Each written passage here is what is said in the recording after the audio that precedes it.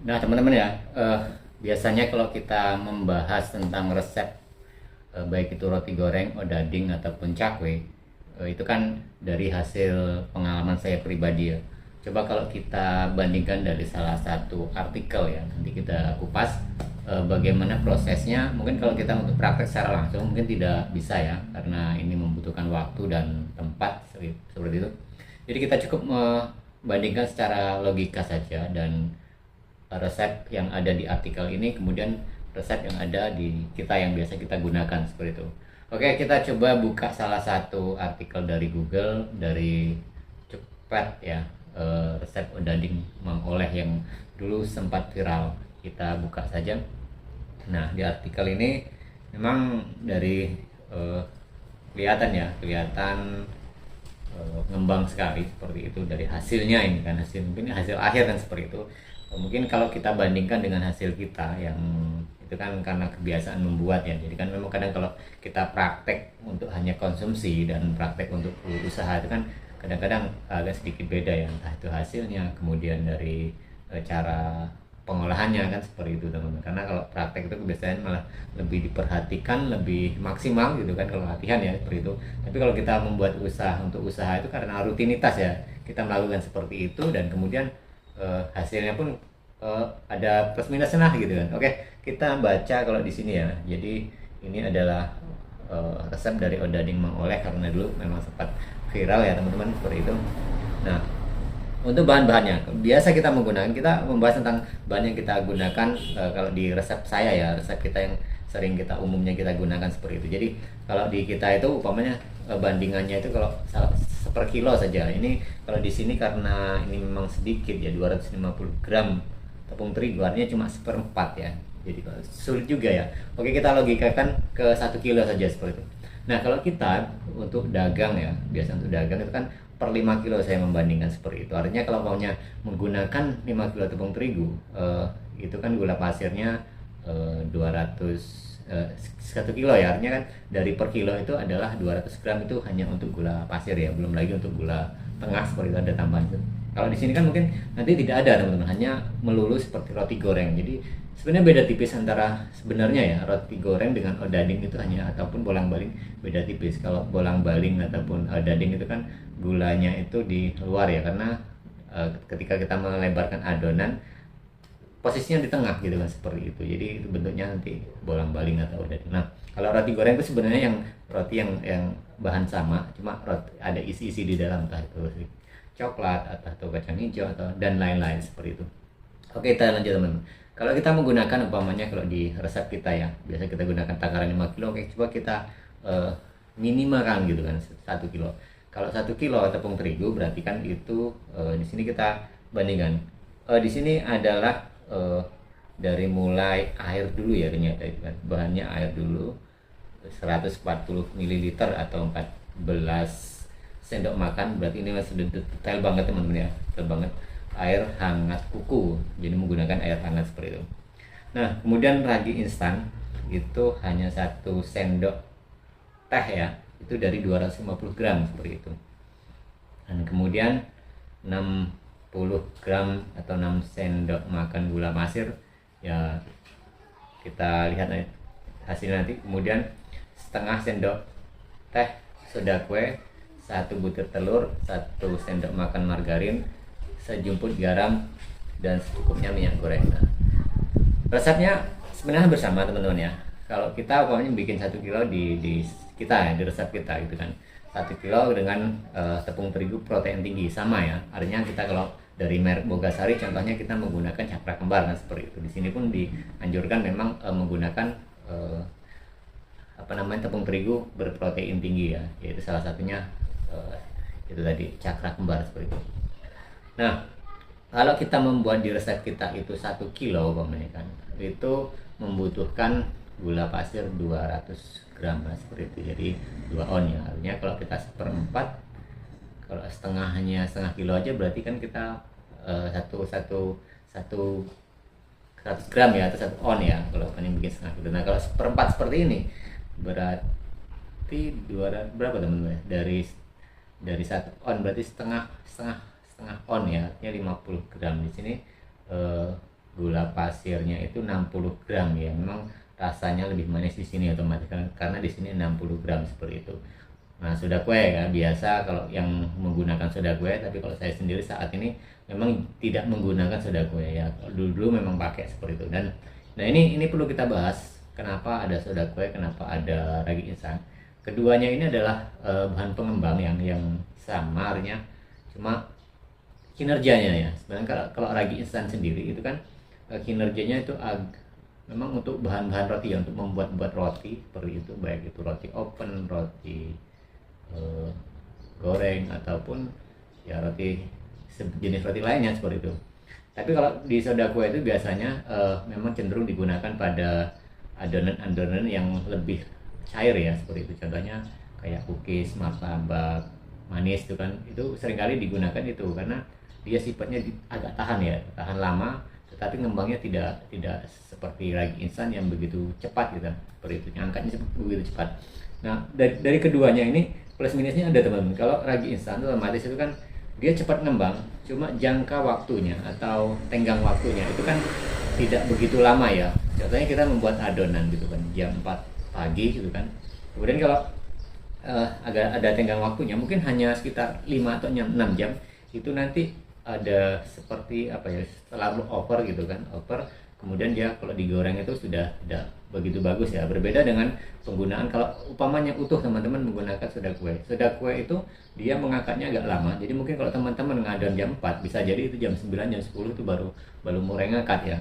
Nah, tapi di situ dia agak lama teman-teman. Mungkin sampai jam 12, jam 1, jam 2 siang umpamanya itu dia masih kuat kan seperti itu. Nah, itu bedanya. Nah, tapi di sini mungkin ada kalau digabung ya teman-teman. Kalau digabung saya dulu juga menggunakan seperti itu. Kalau digabung antara ragi instan dan soda kue ini dia akan saling membantu, sehingga mungkin kalau ragi instan ini mempercepat untuk mengangkat adonan seperti itu, dan kemudian dibantu dengan soda kue dia akan mempertahankan. Nah, seperti itu kan logikanya seperti itu teman-teman.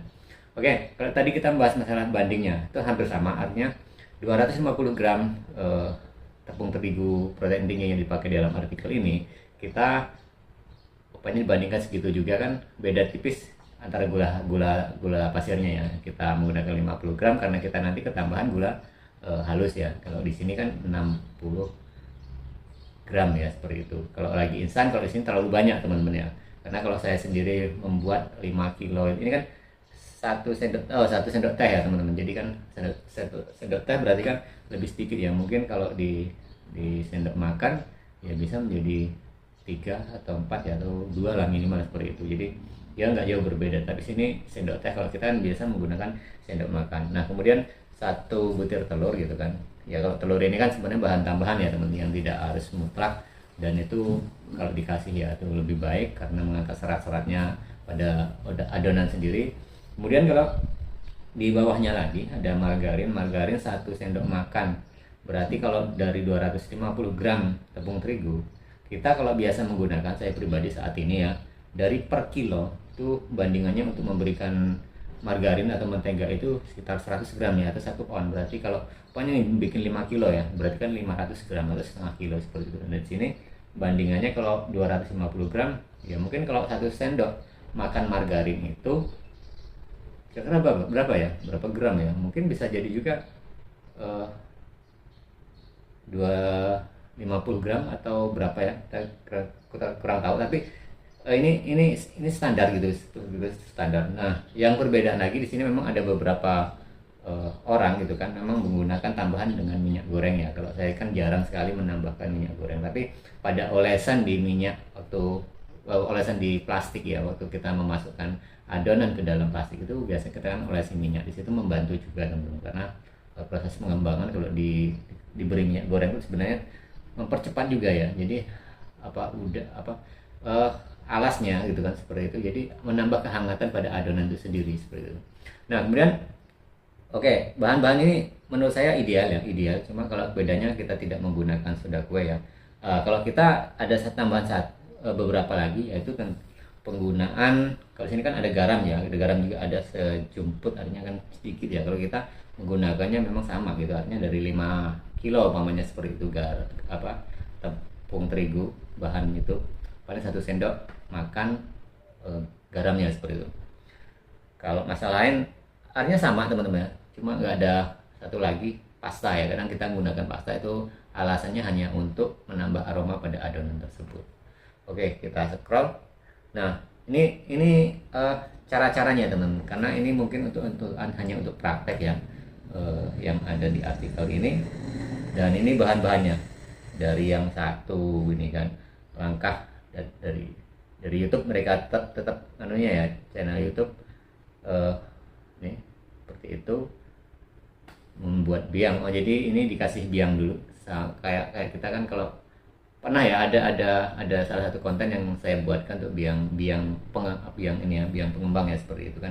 Jadi membuatnya itu kan tepung terigu hanya dikasih ragi instan, kita adoni dalam ember, kita biarkan untuk beberapa saat. Biasanya itu kalau bagusnya itu ya kisaran jaman ya, entah 2 jam 3 jam. Bahkan kalau biasa saya menggunakan biang pengembang ini, itu biasanya kalau bikin sore ya saya gunakan pada subuh gitu kan. Tapi kalau saat ini saya tidak, karena saya menekankan itu kita menimbang pada cuaca ya teman. Kalau di daerah-daerah kita seperti Kalimantan kemarin, kita ada di sana, kemudian di Lampung itu cuacanya agak panas teman-teman. Jadi beda ketika kita berdagang di daerah-daerah yang cenderung dingin, contohnya di sekitar mungkin daerah-daerah Semarang yang atas gitu kan, mungkin daerah Magelang itu kan apalagi musim-musim panas sangat dingin sekali. Jadi kalau kita tidak memberinya biang pengembang itu kadang-kadang telat yang ngembangnya. Jadi harus benar-benar disuplai ya dari biang pengembang, kemudian pengembangnya itu lebih banyak. Beda dengan daerah-daerah yang iklimnya agak panas ya, termasuk tempat kita sekarang itu dagang di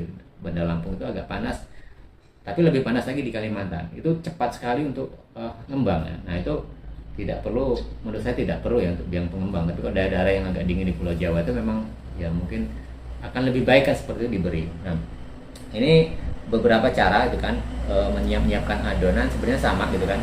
Nah cuma ini kan menggunakan mixer ya, menggunakan mixer seperti ini. Dan oke, jadi sebenarnya caranya sama teman-teman ya, cara yang sama bahannya terus penggunaan sama, dan ini potongan-potongannya. Nah, karena ini tidak diberi lapisan gula tengah, jadinya roti goreng ya teman-teman. Nah, agak sedikit beda tipis ya dengan odading. Kalau odading bedanya kan kita tuh dibuatkan gula tengah, sehingga tadi kan takaran dari gula pasirnya itu otomatis akan lebih banyak dibanding kita yang menggunakan gula tengah. Karena gula tengah sendiri ya, contohnya kalau umpamanya kita bikin 5 kilo nih teman-teman, bikin 5 kilo adonan tepung terigunya gitu kan, berapa kebutuhan gula tengahnya itu kan. Jadi kalau saya sendiri kadang bikin sekilo lebih gula tengah itu atau bahannya. Jadi sekilo seperempat gula halus ya, saya kasih sekilo tepung terigu ya, agar itu mengantisipasi kegagalan seperti itu. Jadi kalau ngepres 1:1 itu kadang kalau untuk gula tengah itu resiko sekali. Jadi lebih baik kita memperbanyak gula halus. Nah itu kan tambahannya dari sekilo lebih itu bahan gula halusnya itu bisa dipakai 2 kali lebih. Jadi kadang kalau kita cuma buat 4 gitu kan, buat 3,5 itu 3 kali. Tapi kalau kita buat 4 atau buat 5 gitu kan, paling hanya 2 kali. Artinya dari setengah kilo lebih gula halus itu bisa dipakai untuk 5 kilo. Jadi kalau untuk 1 kilo bahan dasar gula halusnya untuk membuat gula tengah, ini mungkin bisa dipakai sekitar 7-8 kilo. Itu udah standar sekali teman. Kalau terlalu tipis juga takutnya resikonya nanti kita pas goreng itu lengket. Nah jadi itu ya teman-teman perbedaannya. Kalau saya scroll sedikit tentang gambar-gambar saja, karena di sini kalau menjelaskan secara detail panjang sekali ya teman. Nah jadi itu perbedaan. Jadi sebenarnya tidak mencolok gitu kan, tidak mencolok, hanya perbedaan penanganan dan penambahan gula tengahnya. Jadi oke teman-teman ya, jadi ini untuk pengetahuan kita ketika kita ingin usaha ataupun ingin praktek membuat odading ya. Kalau di sini resepnya adalah odading. Terima kasih, kita berjumpa lagi di tayangan dan video-video berikutnya.